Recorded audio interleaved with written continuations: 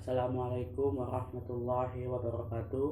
Perkenalkan, nama saya Ferdian Syarudin, NPM 200101111041, Prodi PAI kelas E. Di sini saya akan mempresentasikan hasil tugas saya yang berjudul Pemakaian Huruf dan Kata. Mata kuliah Bahasa Indonesia, dosen pengampu Bapak Andri Tiono Kurniawan, SPD, MPDI.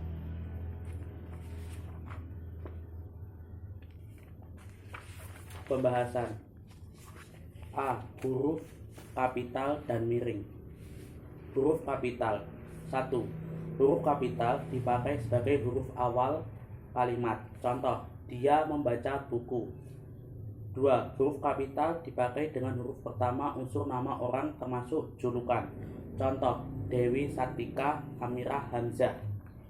Yang ketiga, huruf kapital pada awal kalimat dalam ketikan langsung.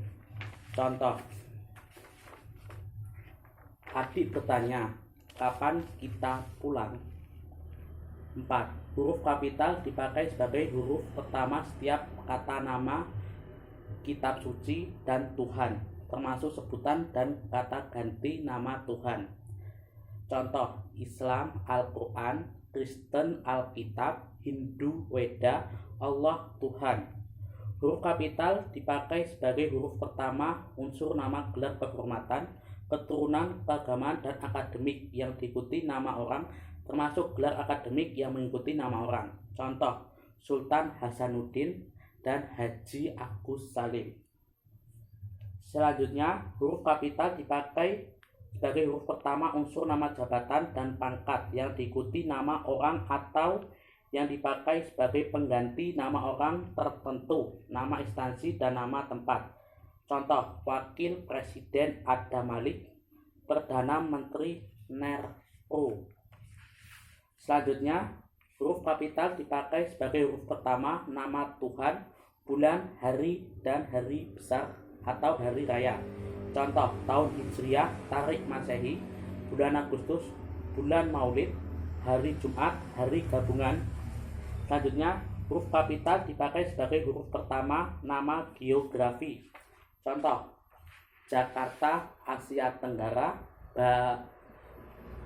Bukit Barisan, Amerika Serikat, Jalan Sulawesi, Jawa Barat.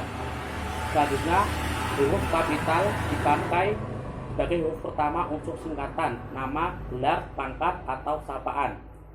SH, Sarjana Hukum. Selanjutnya, huruf kapital dipakai sebagai huruf pertama kata penunjuk hubungan kerabatan seperti bapak, ibu, kakak, adik, dan paman, serta kata atau ungkapan lain yang dipakai dalam penyapaan atau pengucapan. Contoh, kapan bapak berangkat? Tanya Hasan. Huruf miring. 1. Huruf miring dipakai untuk menuliskan judul buku, nama majalah, dan nama surat yang dikutip dalam tulisan, termasuk dalam daftar pustaka. Contoh, majalah Poijangga, video menggelorakan semangat kebangsaan. Selanjutnya, huruf miring dipakai untuk menegaskan atau mengkhususkan huruf, bagian kata, atau kelompok kata dalam kalimat. Contoh, dia tidak diantar tetapi mengantar. Selanjutnya, huruf miring dipakai untuk menuliskan kata atau ungkapan dalam bahasa daerah dan bahasa asing. Contoh, upacara Bhinneka Tunggal Ika dijadikan semboyan negara Indonesia. B. Kata dasar dan kata turunan. Kata dasar. 1. Kata dasar ditulis sebagai satu kesatuan. Contoh, kantor pajak penuh sesak. Kata turunan. 1.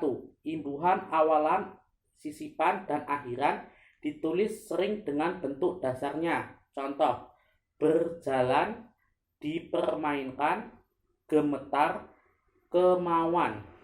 Selanjutnya, imbuhan dirangkaikan dengan tanda hubung jika ditambahkan pada bentuk singkatan atau kata dasar yang bukan bahasa Indonesia. Contoh, memphk-kan.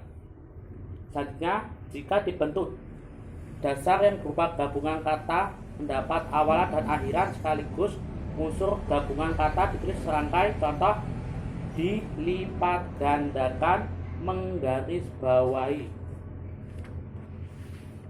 Selanjutnya, jika satu unsur gabungan kata hanya dipakai dalam kombinasi gabungan kata ditulis serangkai dengan antar kota. C. Gabungan kata. 1. Unsur gabungan kata yang lazim disebut kata majemuk, termasuk istilah khusus ditulis terpisah. Contoh: sedera mata, duta besar, kambing hitam. Gabungan bisa menimbulkan salah satu pengertian ditulis dengan menambahkan tanda hubung di antara unsur-unsurnya. Contoh: ibu, bapak kami. Buku, sejarah baru. Yang ketiga, gabungan kata penulisan terpisah tetapi ditulis apabila mendapat awalan atau akhiran. Contoh: bertepuk tangan. D. Kata ganti dan kata depan. Kata ganti. 1. Kata ganti ku dan kau ditulis serangkai dengan kata mengikutinya, sedangkan ku, mu, dan nya ditulis serangkai dengan kata yang mendahuluinya. Contoh: rumah itu telah ku jual. Majalah ini boleh kau baca.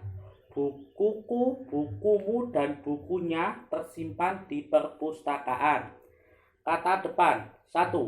Kata depan seperti di, ke, dan dari ditulis terpisah dari kata yang mengikutinya. Contoh: di mana dia sekarang, kain itu tersimpan di dalam lemari. E. Kata sing dan sang. 1. Kata sing dan sang ditulis terpisah dari kata yang mengikutinya. Contoh: surat itu dikembalikan kepada si pengirim. Ibu menghadiahi sang suami kemeja batik. F. Partikel, singkatan, dan akronim. Partikel. 1. Partikel lab dan kap dan tah ditulis serangkai dengan kata yang mendahuluinya. Contoh: bacalah buku itu baik-baik. Apakah yang tersirat dalam surat itu? Yang selanjutnya, partikel ditulis terpisah dari kata yang mendahuluinya. Contoh: apapun permasalahan yang muncul, dia dapat mengatasi dengan kebijakan. Singkatan dan akronim. 1. Singkatan nama, gelar, sapaan, jabatan, atau pangkat diikuti dengan tanda titik pada setiap unsur singkatan. Contoh: A titik H titik Nasution, Abdul Haris Nasution. Selanjutnya, singkatan yang terdiri dari atas 3 huruf atau lebih diikuti dengan tanda titik. Contohnya HLM atau halaman. Selanjutnya, singkatan yang terdiri atas 2 huruf yang lazim dipakai dalam surat menyurat, masing-masing diikuti oleh tanda titik. Contoh: DA dengan alamat. Selanjutnya, akronim. Nama diri yang terdiri atas huruf awal setiap kata ditulis dengan huruf kapital tanpa tanda titik. Contohnya BIN, Badan Intelijen Negara. Selanjutnya, akronim nama diri yang berupa gabungan suku kata atau gabungan huruf dan suku kata dari deret kata ditulis dengan huruf kapital. Contoh: Bulog, Badan Urusan Logistik, dan Kalteng, Kalimantan Tengah. G. Angka dan bilangan. 1. Bilangan dalam teks dapat dinyatakan dengan 1 atau 2 kata ditulis dengan huruf kecuali jika dipakai secara berurutan seperti dalam perincian. Contoh: kendaraan yang dipesan untuk angkatan umum terdiri atas 50 bus, 100 minibus, dan 250 sedan. Angka yang menunjukkan bilangan bisa ditulis dengan sebagian huruf agar lebih mudah dibaca. Contoh: Denny memperoleh bantuan 100 juta untuk mengembangkan usahanya. Selanjutnya, angka digunakan untuk menyatakan ukuran, panjang, berat, luas, dan isi, satuan, waktu, nilai, uang, serta jumlah. Contoh, 9 km 0,5 cm 4 meter persegi. Selanjutnya, angka untuk menomori alamat jalan seperti jalan rumah, apartemen, atau kamar. Contoh, Jalan Mawar 1-20.